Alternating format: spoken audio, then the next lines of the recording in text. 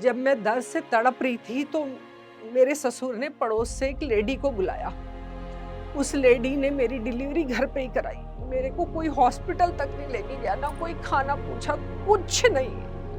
पूरी रात मैं ऐसे ही भूखी रही, लोगों से मदद मांगी, लोगों से कहा आप मेरा ही पैसा मुझे वापस दे दो।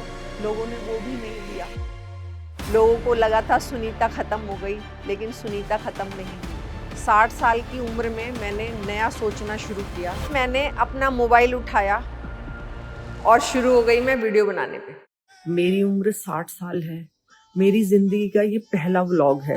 अक्कल तब आई जब अपने बुरे वक्त में खुद को अकेला पाया। मैंने लोगों की फिक्र करना छोड़ दिया है और अपनी जिंदगी जीना शुरू कर दिया है आफ्टर 60।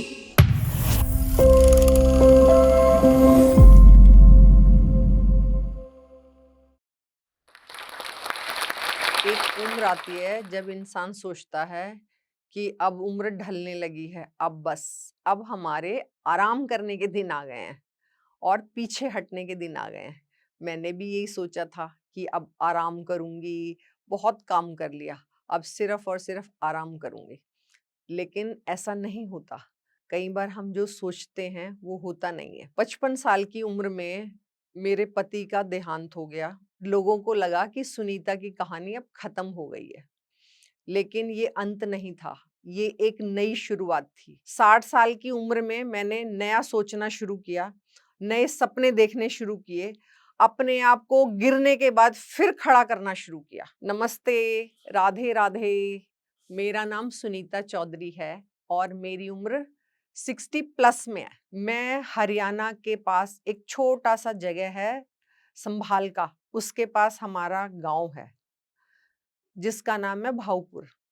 मैं वहाँ की बेटी हूँ और मेरे पिता एक फौजी थे। मेरी शादी हो गई लगभग 20 साल की उम्र में मेरठ में, और मेरे पति वकील थे, उनका अपना एक स्कूल था।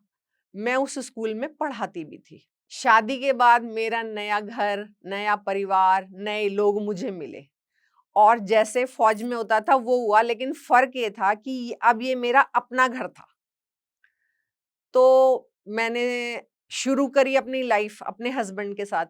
लेकिन शादी के बाद जो मैंने झेला है, मैं ये कहती हूँ भगवान न करे किसी लड़की को झेलना पड़े। मेरे ससुराल वाले बिल्कुल भी सपोर्टिव नहीं थे, कोई उनका कोऑपरेशन नहीं था, मेरी लाइफ में कोई सहयोग नहीं था और मैंने बहुत संघर्ष किया। मेरा जब बड़ा बेटा पैदा होने वाला था तो मेरे को बिल्कुल नॉलेज नहीं थी, कि मैंने कोई छोटा बच्चा अपने घर में नहीं देखा था कि बेबी के बारे में भाई कैसे पैदा होता है, क्या, कुछ नॉलेज नहीं थी। मैं अकेली घर में थी, पानी जाना शुरू हो गया। तब मुझे किसी लेडी ने बताया कि बच्चे आपकी डिलीवरी होने वाली है।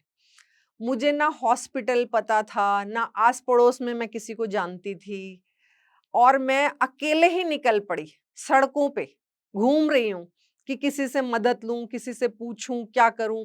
और चलते चलते चलते चलते मुझे 2 लेडीज मिली। उन्होंने पूछा कि भाई दोपहर का टाइम था कि आप अकेले ऐसे क्यों घूम रहे हो सड़क पे। मैंने उनको बताया कि भाई ऐसे ऐसे मेरे कपड़े जो हैं गीले हो रहे हैं और मैं प्रेग्नेंट हूँ, मेरी डिलीवरी होने वाली है, तो मैं क्या करूं, कहाँ जाऊं, कैसे करूं। तब उन्होंने मुझे एक लेडी डॉक्टर के बारे में बताया कि पास में एक लेडी डॉक्टर है, आप वहां चले जाओ।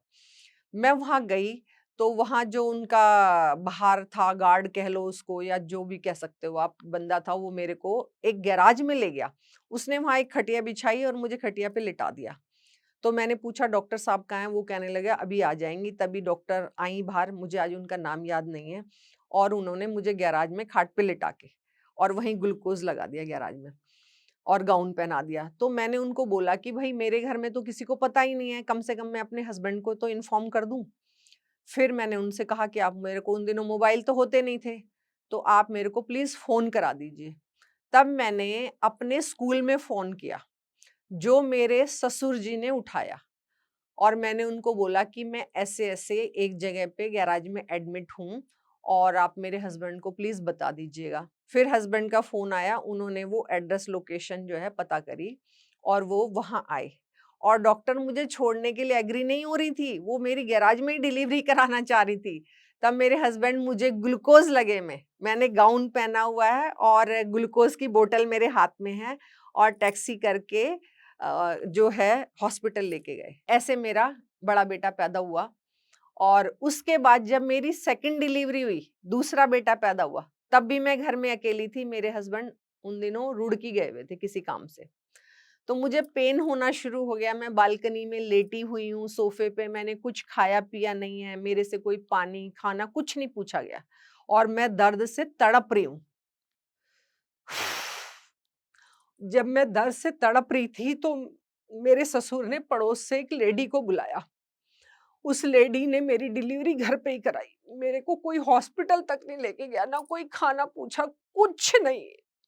पूरी रात मैं ऐसे ही भूखी रही। सुबह 5 बजे मेरा बड़ा बेटा जो है मेरे सामने खड़ा हुआ है और रात को 2:20 पे मेरी डिलीवरी हुई है और मैं 5 बजे अपने बेटे को किचन में जाके बॉटल वगैरह गर्म करके उसको दूध पिला रही हूँ। इस तरीके से मैंने अपनी लाइफ का जो है स्ट्रगल निकाला है। जब मेरी बेटी पैदा हुई, तीसरा बच्चा, मेरे 3 बच्चे हैं, 2 बेटे 1 बेटी, तब भी मैंने यही सब कुछ झेला। लेकिन तब मेरे हस्बैंड थे तो वो मुझे हॉस्पिटल ले गए। मेरी डिलीवरी हॉस्पिटल में हुई।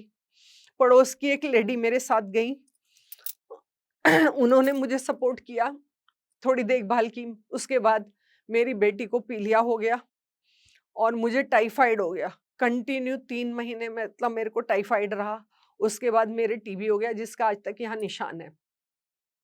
तब भी मेरे को कोई सहयोग नहीं मिला ससुराल से। और धीरे धीरे जैसे बच्ची बड़ी होने लगी थोड़ी सी, तो वो कमजोर बहुत थी। डॉक्टर को दिखाया तो उन्होंने बताया कि इसके दिल में छेद है।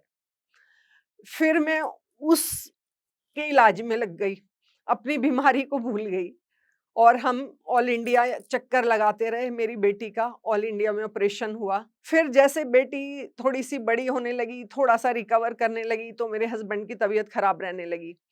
उनके टेस्ट हुए तो पता चला उनको कोई सीरियस प्रॉब्लम है। फाइनली 2006 के आसपास ये पता चला कि उनको कैंसर है। फिर मैं उनकी सेवा में लग गई।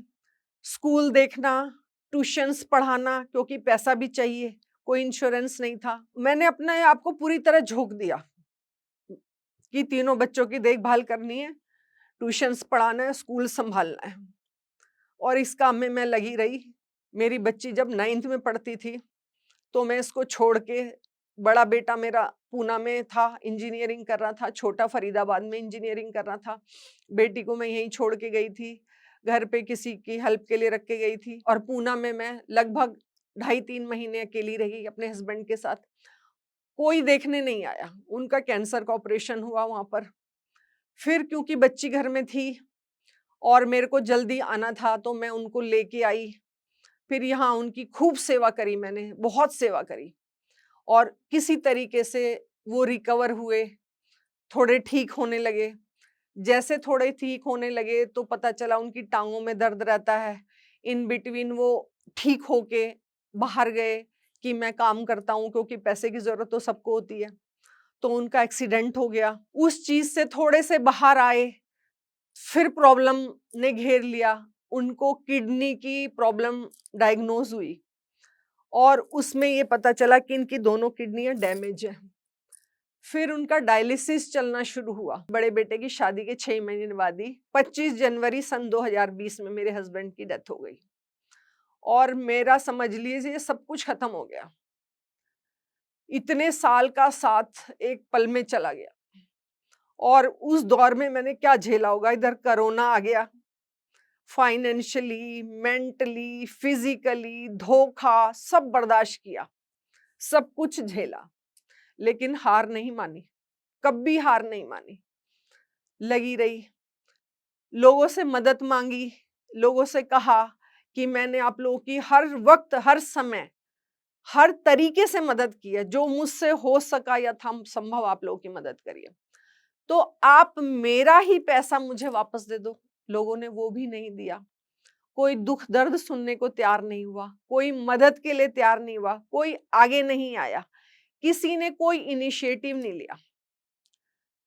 तब मैं बिल्कुल थक के चूर हो गई, डिप्रेशन में चली गई, हर तरीके से टूट गई। तब मैंने सोचा कि जिंदगी को इतनी आसानी से खत्म नहीं करूंगी, इतनी आसानी से हार नहीं मानूंगी। मैं एक टीचर हूँ, एक शिक्षक हूँ, शिक्षा देना मेरा काम है। तब मैंने वहां से अपने जीवन की नई शुरुआत करी और एक दिन मैंने हाथ में मोबाइल लेके एक वीडियो बनाई, सोशल मीडिया पे वो वीडियो मैंने अपलोड करी और वो रातों रात वायरल हो गई। उसके बाद मुझे 1-2 दिन बाद पुलिस स्टेशन जाना पड़ा, किसी काम से कोर्ट जाना पड़ा। मैं वहां गई और मैं वहां ये सोच रही थी क्या अच्छे होने का अंजाम ये होता है जो मैं झेल रही हूँ? क्या अच्छे होना अच्छा नहीं है? तब मैंने वहां एक पेड़ के नीचे बैठ के एक वीडियो बनाई और वो वीडियो मैंने अपलोड की, वो भी वायरल हो गई।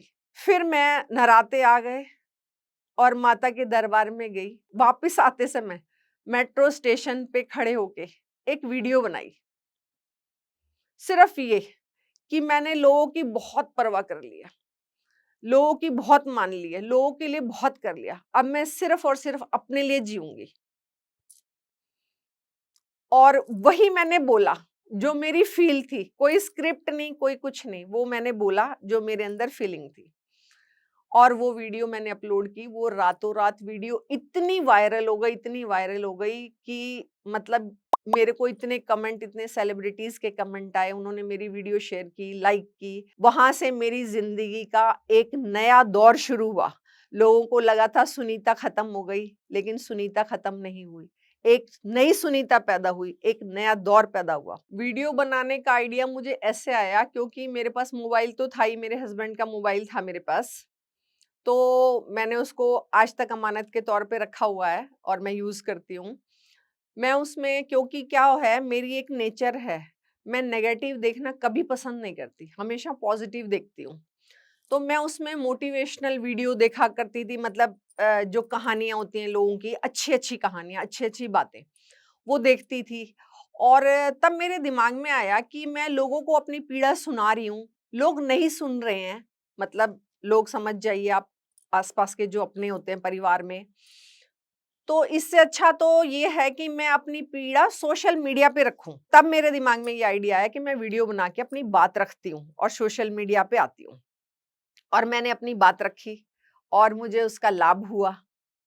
जब मुझे लाभ हुआ, मुझे अच्छा लगने लगा कि हाँ, ये परिवार साथ नहीं दे रहा, पर मेरा एक नया परिवार बन रहा था, एक इंस्टा परिवार बन रहा था। वहां लोग मेरी बात सुन रहे थे, समझ रहे थे, मुझे ज्ञान दे रहे थे, मुझसे ज्ञान ले रहे थे। तो फिर मेरे को अच्छा लगना शुरू हो गया और मैंने वीडियो बनानी शुरू कर दी। शुरू-शुरू में मैं अपनी सारी वीडियो खुद ही बनाती थी। तो मुझे उसमें ना थोड़ा आई कांटेक्ट करने में प्रॉब्लम आती थी। थोड़ा मेरा चेहरा इधर-उधर हो जाता था, एकदम आई कांटेक्ट नहीं होता था। तब मैंने अपनी बेटी की हेल्प ली, मेरी बेटी ने मुझे हेल्प करी और वो मेरी वीडियो शूट करके अपलोड करने लगी। जब मैंने शुरू-शुरू में इंस्टाग्राम चलाना शुरू किया, तो आप यकीन मानिए मुझे चीज़ों का अंतर करना नहीं आता। कमेंट, मैसेज, डीएम, ये डिफरेंस करना बिल्कुल नहीं आता था, चलाना नहीं आता था, हैंडल करना नहीं आता था। मैं फॉलोअर और सब्सक्राइबर दोनों का अंतर ही नहीं कर पाती थी। मुझे नहीं पता था कि यूट्यूब पे सब्सक्राइबर होते हैं और इंस्टाग्राम पे फॉलोअर होते हैं। तो जो मुंह में आता था बोल देती थी और सामने वाले को कहती थी भाई समझ जाओ। 60 साल की उम्र तक मैंने सिर्फ और सिर्फ लोगों के लिए किया है, कभी अपने बारे में नहीं सोचा, कभी नहीं सोचा। और जब मेरा बुरा समय आया तो किसी ने, सिंगल वन ने मेरी मदद नहीं करी। तब मैंने अपना मोबाइल उठाया और शुरू हो गई मैं वीडियो बनाने पे। और मेरी पहली वीडियो जो मैंने बनाई थी मिलियंस में गई, दूसरी बनाई वो भी मिलियंस में गई, तीसरी बनाई वो भी मिलियंस में गई और आज मेरी कई वीडियोस मिलियंस में जाती हैं। और मैं अपने इस दौर पे निकल पड़ी हूँ और आप लोगों के प्यार, आशीर्वाद और सपोर्ट से धीरे धीरे बढ़ती जा रही हूँ। मेरा परिवार बढ़ता जा रहा है, मेरा इंस्टा फैमिली बढ़ती जा रही है। तो मैं आप लोगों से भी यही कहूंगी कि आप लोग भी ये करिए। मेरा इंस्टाग्राम ग्रो होता चला जा रहा है। मैंने जनवरी से स्टार्ट किया था, आज 2,28,000 फॉलोअर है मेरे। और वो सिर्फ प्यार की वजह से, सच्चाई की वजह से, मोटिवेशन की वजह से सोशल मीडिया पे मेरा परिवार बन रहा है, बढ़ रहा है, फल फूल रहा है। लेकिन मुझे अपने रिश्तेदारों से आज तक कोई एप्रिशिएशन नहीं मिला है, कोई तारीफ नहीं मिली है। सिंगल बंदा नहीं है जिसने कहा हो कि भाई हाँ तुम बना रहे हो वीडियो, बहुत अच्छी वीडियो बना रहे हो, ऐसे ग्रो करो। कहीं से कुछ नहीं, जो कुछ मिला है सब आउटसाइड से मिला है। मुझे जोश टॉक ने यहाँ आने का मौका दिया, मुझे अपनी बात रखने का मौका दिया, मुझे बोलने का मौका दिया। मैं जोश टॉक को बहुत सालों से देखती हूँ, बहुत पसंद करती हूँ, बहुत अच्छा प्रोग्राम है और महिलाओं को तो बहुत सपोर्ट करता है। उसके लिए मैं जोश टॉक को, उनकी टीम को, चैनल को, सबको बहुत बहुत बहुत थैंक यू करती हूँ कि उन्होंने 60 साल की उम्र में मेरे इन पंखों को नई उड़ान दी है।